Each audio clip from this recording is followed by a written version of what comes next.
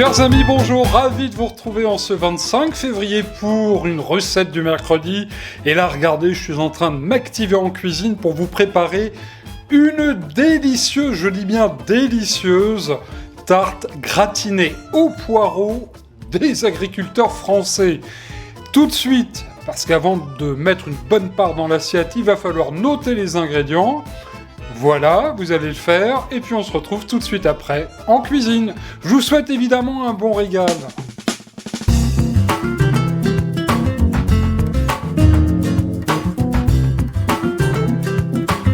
Et pour 6 personnes, il vous faudra 4 beaux poireaux, 4 beaux oignons jaunes, 4 gousses d'ail, 3 œufs, 20 centilitres de crème, une pâte feuilletée du commerce, pur beurre, 150 g de lardons fumés, 100 g de fromage râpé au choix, le sel et le poivre du moulin.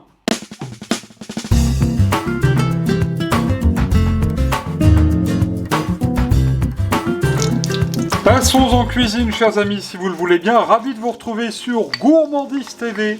Chaque mercredi soir, vous le savez, les recettes du mercredi. Chaque vendredi soir, les recettes oubliées. Première étape de la recette, dans une bonne cuillère d'huile avec un bon morceau de beurre. Il en faut du beurre, c'est une tarte paysanne. Eh bien, nous allons faire revenir nos petits lardons que nous allons accompagner des oignons. Recette très facile à faire afin de soutenir nos agriculteurs. Actuellement, c'est le salon de l'agriculture à Paris. Alors, on pense aux maraîchers, on pense aux producteurs de bons produits, d'œufs, de lait, de crème. D'ailleurs, on va en utiliser dans notre recette, de beurre bien sûr. Et puis surtout, nos producteurs de poireaux en Normandie. C'est la première région productrice de poireaux en France. Alors, pour les soutenir, on achète des poireaux et on fait cette tarte des agriculteurs qui est absolument délicieuse. Alors, on va faire revenir tout ça, bien fondre nos oignons et bien dorer les petits lardons. Évidemment, on vient remuer pendant que ça revient, et je ne vous l'ai pas précisé, mais vous l'avez vu, les oignons ont été coupés grossièrement. C'est une tarte campagnarde. On va ajouter tout de suite l'ail. Alors, j'en ai mis 2 très grosses gousses. Si chez vous, les gousses d'ail sont toutes petites, évidemment, vous en mettez 4, comme je vous l'ai indiqué dans les ingrédients. C'est suivant la grosseur. Et sans plus tarder, eh bien, nous allons mettre les poireaux. Les poireaux, vous voyez, j'ai mis le blanc, le vert, parce que rien ne se perd dans le poireau. Ils sont pas chers du tout en ce moment. Et je les ai évidemment fendus en 3 ou 4, bien lavés sous l'eau pour éviter d'avoir une croustillance terreuse, si j'ose dire, qui viendrait évidemment sous la dent quand vous allez manger la tarte. Alors, on va bien remuer tout ça.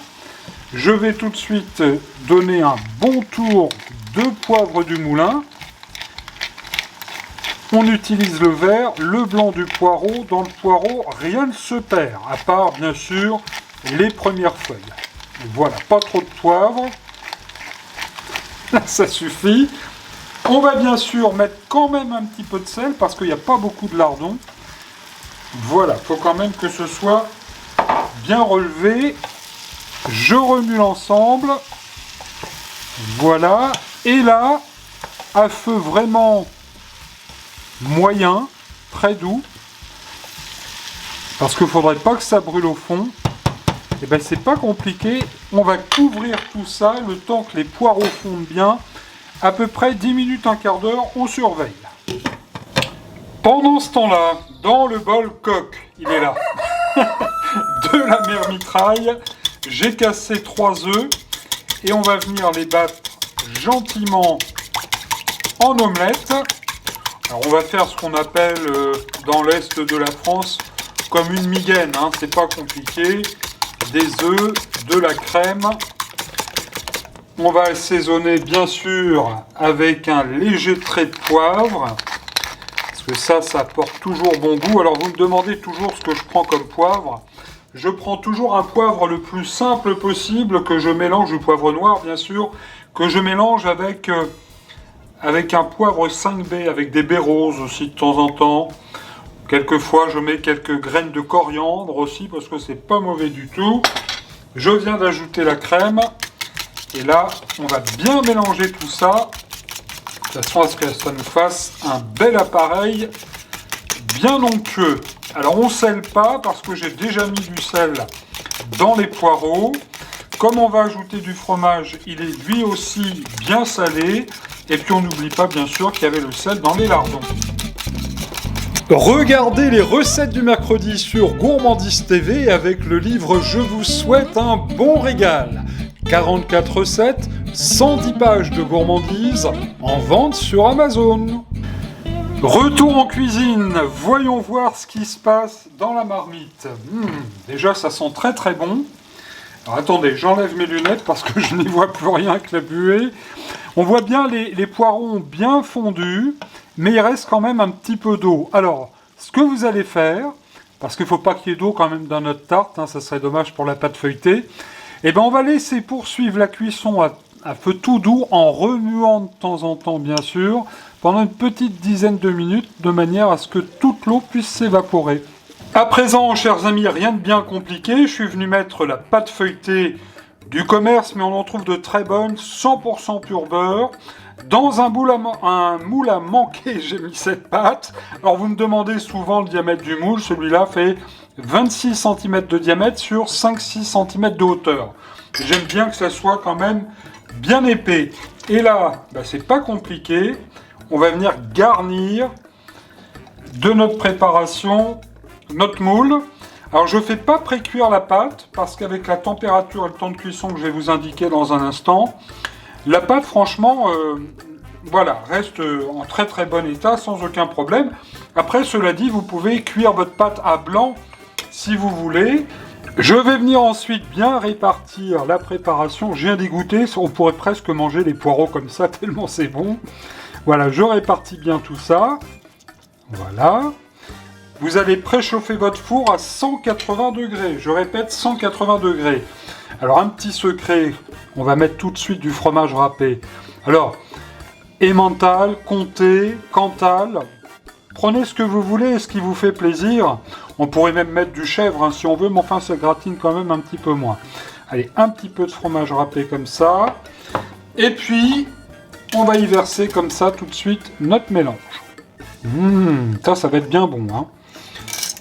Voilà. Alors je vais quand même m'aider de la cuillère pour répartir un petit peu le mélange. Voilà, le fromage s'imprègne bien de la crème et des œufs. Parfait. C'est pas terminé, hein. Ensuite, je vais effeuiller comme ça un tout petit peu de thym par-dessus. On n'a pas dit les branches, on a dit effeuiller. Voilà. Ça va apporter bon goût aussi, pas trop, juste un petit peu. Et on va terminer bien sûr par une nouvelle couche de fromage bien généreuse.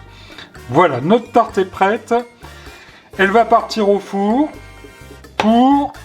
à 180 degrés bien sûr, pour 45 minutes. Évidemment, on n'a pas tous le même four, donc vous surveillez. Allons-y gaiement.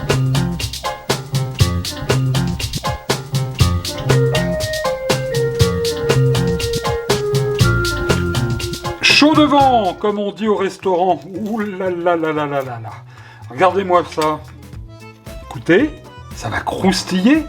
Vraiment magnifique. Je vous conseille quand même d'attendre un tout petit peu avant de la servir. Et là, chers amis, on peut le dire, cocorico, on va planter le drapeau. Avec un petit brin de romarin aussi, ça sera très joli. Et bien sûr, on n'oublie pas le persil avant de servir. Et avec une belle salade verte, regardez cette jolie tarte aux poireaux, toutes ces couches de gourmandise. Poireaux bien crémeux avec les œufs, les petits lardons. Une bonne salade verte par-dessus le marché. C'est quand même la star de l'année, cette tarte des agriculteurs. Je vous souhaite un bon régal. À vendredi pour les recettes oubliées. Allez hop, dans l'assiette.